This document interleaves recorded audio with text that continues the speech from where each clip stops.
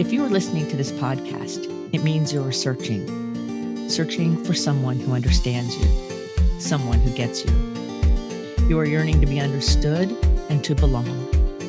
Welcome to the Someone Gets Me podcast, where we help smart, talented, and sensitive people navigate an often insensitive world. I am Diane Allen, your host.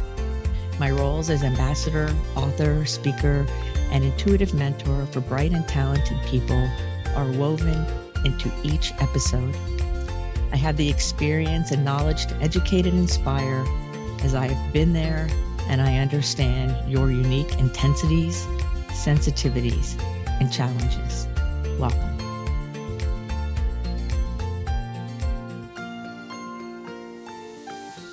Actionable strategies for dealing with transition.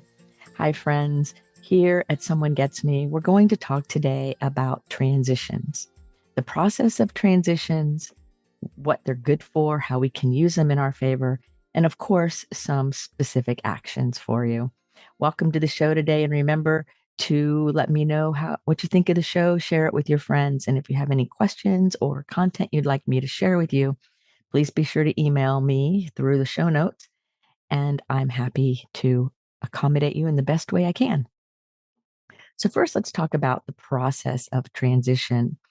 In my world, there's kind of like three big areas, big parts of transition. And the first part is separation. And separation can apply even if it's a great transition. Like I had some friends who got married and they struggled after they got back from their honeymoon for a bit. And part of the transition was separation from the single life. Like they wanted to be married, they were excited about it. But what they didn't understand was going to happen was some of the unresolved grief and some of the emotions and feelings around changing life from being single to being married, even though that transition to married was desirable for both of them. And of course, separation from their single life yields experience and emotion. It could also be a separation from a loved one or from a job or from a relationship of any kind, or separation from an item. It can happen in any situation. And it's not about just transition from something wonderful to something not so wonderful. So it happens equally. These processes happen equally when we choose something greater. Like in my life, I have been doing an immense amount of personal development work since I don't know, since the 80s, long time. And there's always a separation that starts the next big growth. And it's my choice to keep growing along these lines. And sometimes it still doesn't feel really good because it's a releasing, if you will, and sometimes it feels like tearing away the old. So there's a separation that always starts some kind of transition. Like you're taking your child to school and they're separated from home, separated from car, separated from parent, and then now they're at school. So you see how there's all these different elements. The second big area of a transition process for me is the actual movement of the transition. You know, and my friends who got married, it's the actual planning the wedding, going down the aisle, saying I do, the whole ceremony, the reception, the honeymoon, all of that. That's part of the transition process from two single people to a married couple that still have their own identity. Lots of transition within that. Same thing with your child going to school or you going to school or work. There's the separation from home, but the transition processes itself might be the drive into the office, or might be coming into, if you work from home, coming into that place and that mindset of whatever you're doing. There is movement from one state to the other. Now, in gifted people and a lot of very sensitive people, when the transition is from a desirable state to a non-desirable state, there's a lot of resistance a lot of times. So the kids act up, teenagers act up, adults act up. If I have to do something I don't want to do, and I'm already doing something I want to do, pulling myself away from what I want to do in order to do this thing I don't want to do can make for a difficult transition. So sometimes we get locked into these situations, and it especially can get hard for gifted kids and gifted adolescents and gifted adults too, as we learn how to handle our overexcitabilities. So there's that process. So first we're separated, then there's a process of how we get there to whatever the new thing is. And then the third step is the incorporation process. Sometimes I call it integration, where we take whatever's happened and we're using it in our favor now. Like some of my friends who got married both called me and they were struggling, and we talked about grieving the single life. How are you going to handle what you're doing moving forward? Well, how are you going to come together as a couple? And where's your own individual identity and then the identity within the marriage? And they've worked on it and handled it since then. Once they could see what was happening, because they couldn't understand why they were so happy when they got married and so badly wanted to get married. They were so happy, and how it just felt really awkward when they got back. But once they had an understanding and they could see the process, they were able to kind of make friends with the process and move forward. The same thing happens when we're trying to integrate lessons that we learn. Like in my life, I've had so many dark nights of the soul and so many situations happen where I actually experience a separation from my old identity. And then there's a movement through, could be called the dark night of the soul or whatever, into a new expression or iteration of my being. And then I have to incorporate and allow that part of me to be assimilated. So what happens is, somebody said something to me not long ago about, you said whatever I was talking about way back 20 years ago. And I said, yeah, but that was Diane 1.0 and we're on Diane 23.3. Because as we all grow and change and shift and evolve and move, the iteration, the ability we have to incorporate whatever it is that we've been transitioning through and moving through into our reality changes us. It changes ourselves, our mindset, our beliefs, and it even changes all the way down to our DNA. So this transition process is much bigger than a temper tantrum and not wanting to go to school, or, being really excited about something great and then wondering why there's issues around it. That's another podcast on that grieving process and how we can then incorporate and allow the new to become part of us. So that being said, when we realize there's those three major pieces and they kind of flow together, sometimes they're distinct and sometimes they are kind of blended, where we start to see that we can experience transition in a daily basis, moment by moment, or in big picture things. Like when I moved to North Carolina from Florida, that was a big transition. I'm still incorporating things. I recently just got a cute little puppy. And so I went from my beautiful dog that passed away a few months ago and that grief and that transition from having her to not having her. And then deciding when I was going to get another dog, and it all happened. There's all these things. There's all transitions within all of it. And they're wonderful and they're painful and they're joyful. It's all of those emotions. So I want to share some strategies to help you successfully move through transition. And the first one is to release the egoic way to try to judge how you're feeling or what you're doing. When you judge your feeling like, oh, I'm crying, so that must be wrong. Well, actually, crying releases a lot of the old stuff and is a regulation of your nervous system. It also releases oxytocin, which is that love chemical, right? So if you're one of those intense emotional people and you cry when you're stressed or you cry when it's hard, your body is neurologically actually attempting to be re-regulated. It's not a bad thing. Um, so the first thing is to honor your process and be okay with it. Like no matter what it is, you're not wrong. And so I've had to go through a lot of situations in my life where I was vulnerable with what was really going on with me, and I've lost friends over it because they couldn't handle it. And it hurt for a while and it didn't feel really great. But what I also realized is that just because they couldn't handle it and took off or did whatever they did, that's not the point of the show. Um, they they have their own journey and so do I, and everybody's okay. There's no judgment or finger pointing. Um, the second part in transition, or the second thing I want to talk about a little bit is taking your time.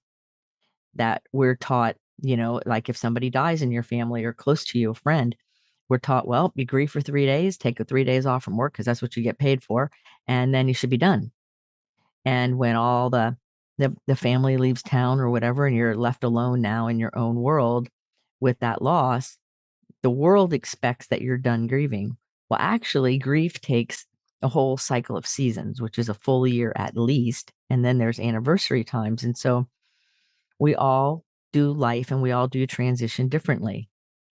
Some people can move through transition just like snapping my fingers. Other people take a little bit more time. You know, I with some of the people I work with, I say, okay, we have this much time. We have this much time to give them a countdown. Other people are like, let's just go with it. So we all have our own way. So the smart thing to do is, first of all, honor your way of doing transitions. And then when you have people around you that you care about, whether there's colleagues or clients or friends or family, learn their way. Some people like a warning. Some people don't care about warnings. Some people need a countdown and a warning. And none of it is wrong. It's just different ways of handling a transition. Now, that's especially important if it's a transition from something we love doing to something we don't want to do. I see it so much, especially like in playgrounds where the kids are off playing and the parents go, okay, let's go to the car with no warning. And the kids throw a temper tantrum. And I'm like, well, because they didn't know they were having to leave. Some kids will just go grab their stuff and go. Other kids will have struggle with that transition. So the kids that struggle, their parents would be wise to give a countdown, give a little bit of warning, a little bit of prep, and not only letting them know, well, we're leaving, but what are we doing next? Like, what's the next step? Oh, we're going to go in the car. We're going to leave here, the playground, and we're going to go out to lunch, or we're going to go get ice cream, or we're going to go home and swim in the pool, whatever we're going to do. So that little being has a way to assimilate and understand what's happening. Because a lot of times we struggle with transition because we don't know what's happening. We don't feel grounded or safe in our reality. And that's what makes us have a hard time. So if we know what's happening, or we have an idea anyway, we'll do a lot better. So adults can do that for children, and sometimes we have to do it for ourselves. And as I've healed most of my trauma, and we're all still always healing trauma, but in the very beginning, I had to remind myself that now I do know what I'm doing. I am good at what I do. Hold on a second here. You know, like hold on. Some of those old messages that were given to me when I was young don't apply anymore, but they're going to try to resurrect every once in a while. So we learn how to shut them down. Take your time. The next thing I want to talk about is recognize that being uncomfortable in the movement through different experiences of life is totally okay. Life is predictably unpredictable. And sometimes we're uncomfortable and it's okay. So when we are uncomfortable, we want to have some strategy around that, learn about it. How come I'm uncomfortable? What created it? What's going on? Am I holding on to it like an identifier of this is who I am?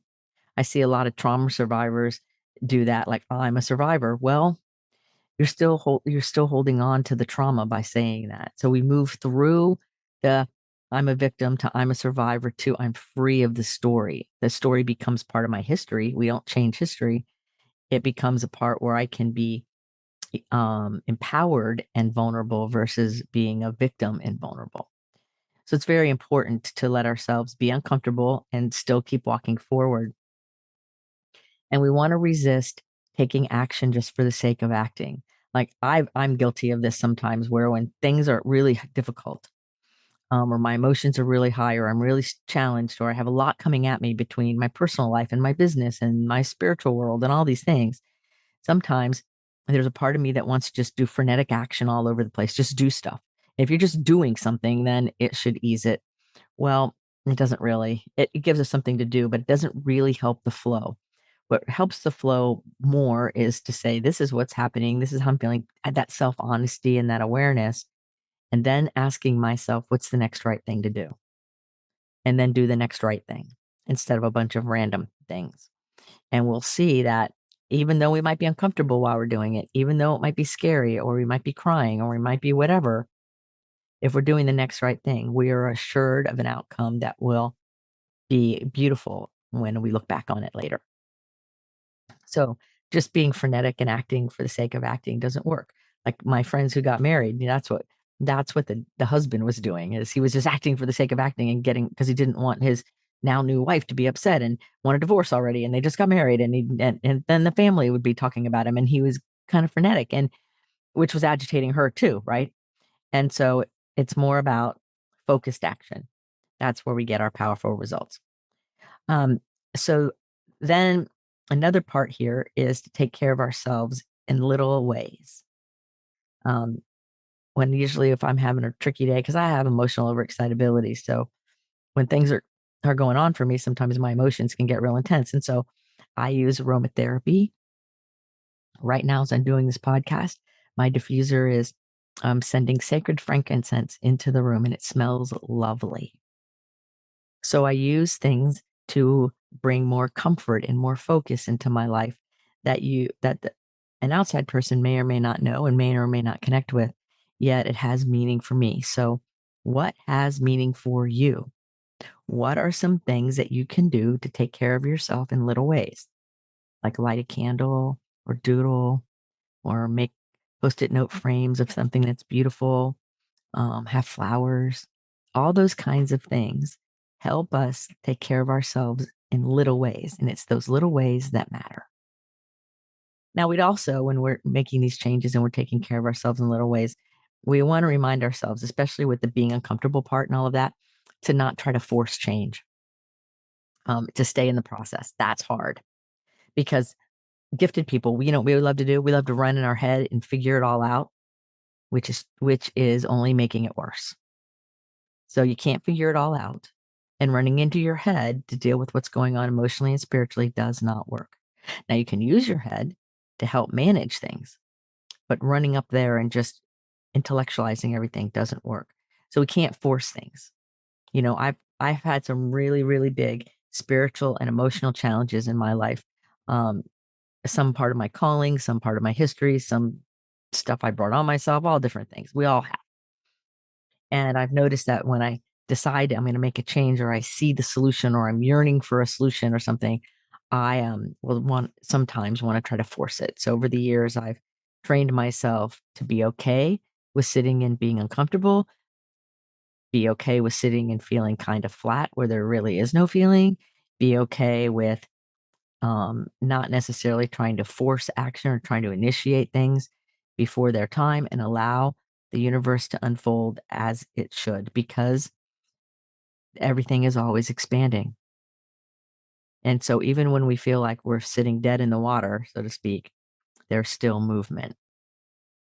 Ask any sailor who's been becalmed. We can say, yeah, we weren't moving, or maybe we were moving backwards with the tide and there was no air in the sails.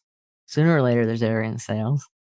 And we might think we're not moving, but there is still movement happening underneath the surface a lot. So trying to force things to happen only creates angst and anxiety and can really make your life a lot harder. And the goal of this podcast and the goal of why I'm sharing all these things with you is so that your life is not made harder. It is made more effective and has more ease and grace to it.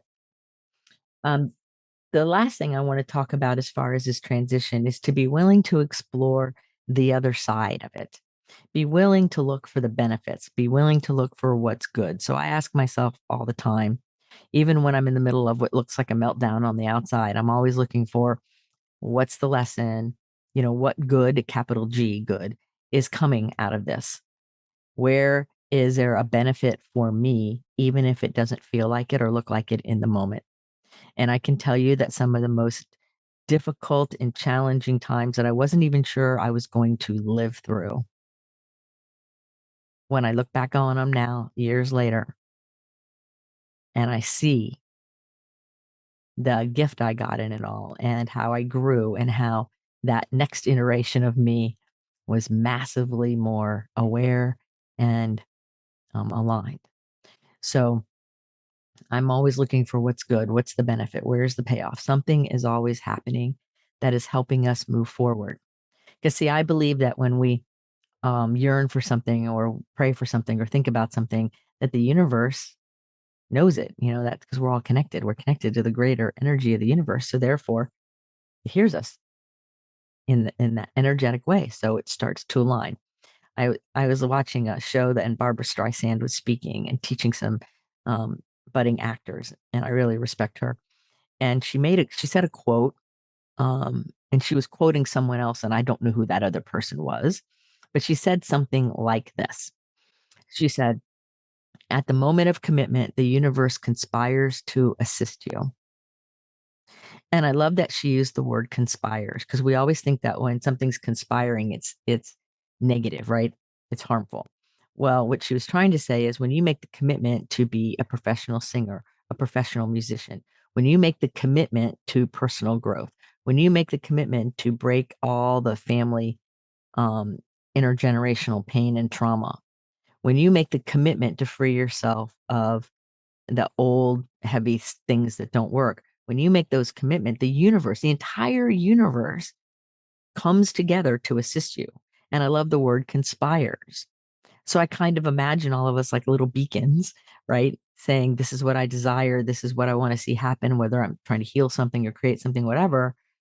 And the universe, the moment we put it out there, whether it's just in our mind or with our words or in our writing, the universe automatically starts coming together to assist us in our mission. So the only way we have a way to undo that is our own free will. So you can say, I'm looking for this kind of thing, or I want this thing to happen, and you can really be going after it. But some people don't want to do the hard part, and they don't want to make the change. And insanity is doing the same thing over and over and expecting different results. So if we really want to keep growing and expanding with the universe, there are going to be uncomfortable days. There are going to be challenges and difficulties. We are going to need people to talk to and that we can be connected with. Multiple peer groups, vital, important things. So, for an example, in my own life, I have lots of different peer groups. I have some people I can talk to about the spiritual aspects of growth that I'm doing or that I see in the world. I have other friends that I can talk to about the more physical things, what's tangible. And I have other friends that can talk about more of the emotional things. And depending on what's happening, what the transition is, or what my need is, I want to pick the proper person so I feel heard. So it's just like sailing. Like I love to sail and I race boats and stuff. And so when I want to talk about that, I have friends of mine that really care about me who've either never been on the water or it's been very rare. So I can talk to them about sailing and they will hear me and they will understand and they'll try to be in the conversation, but it won't really fully connect because they don't even really know what it is. They know the intellectual idea, but they don't have the same connection. It's much more fulfilling for me to speak to another sailor about sailing, and then we both are enriched. And it gets rid of the frustration of the other friend who doesn't know anything about sailing.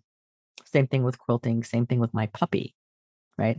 I have some friends of mine of cats, and they're like, well, I'm a cat person. I don't know about this dog thing. And so I don't talk to them about how I'm training my puppy. I tell them how cute she is and things like that. And it doesn't relate and translate in the other things. And these are all transitions. These are all conversations. It's a transition. So if you think about it, everything you do has a choice point.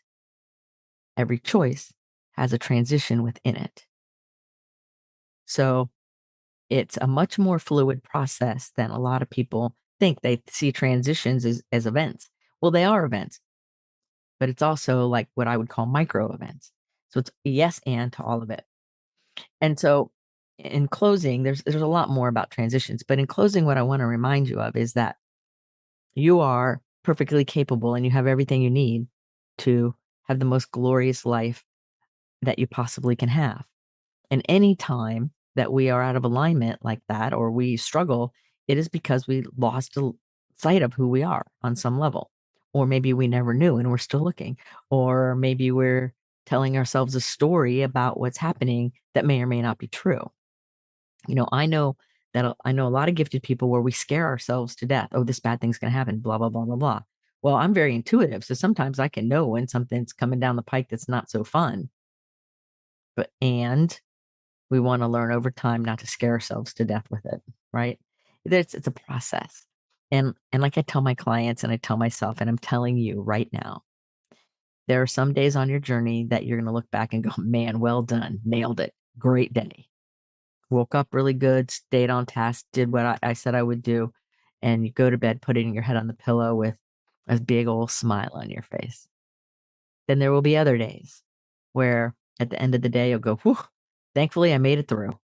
I tell a lot of people, I work with a lot of people in recovery, and they might have a hard day. And I'll say, well, if you didn't pick up and you didn't use and you didn't harm yourself today, it's a good day. All the rest of it falls into place as we just keep going. So sometimes it takes a lot of that little bit of compassion, or a lot of compassion and a lot of self-love. So as we look for the benefits and we learn how to have compassion and love for ourselves, all transitions can give us great meaning. Even losing jobs, even losing friends, even things that look like they're the end of the world, devastating. Often on the other side of those, when we're open and when we are willing to grow through it rather than become the victim, when we are willing, always something great happens. I've had to learn how not to be the victim in my life, and we all have to learn how to transcend what we were taught, because what we were taught is most likely not as accurate as people would want us to think it is. So it takes a lot of time to grow and learn and change. So I encourage you to make sure you have somebody in your corner, somebody to listen to you who will understand you. Like this podcast, Someone Gets Me, right? I encourage you to have multiple peer groups where you have more than one group of different people that can meet your needs. I encourage you to ask for help and reach out. I encourage you to still love the people who don't know how to help you or distance themselves when you really need it.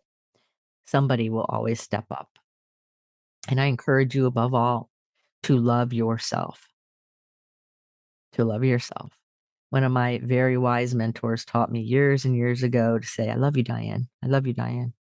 I love you, Diane. Like love, like really, I love myself. And like when I'm washing in a shower or putting lotion on and I'm touching my skin, my consciousness is in loving on myself, loving myself, not in an egotistical way, in a spiritual, kind way.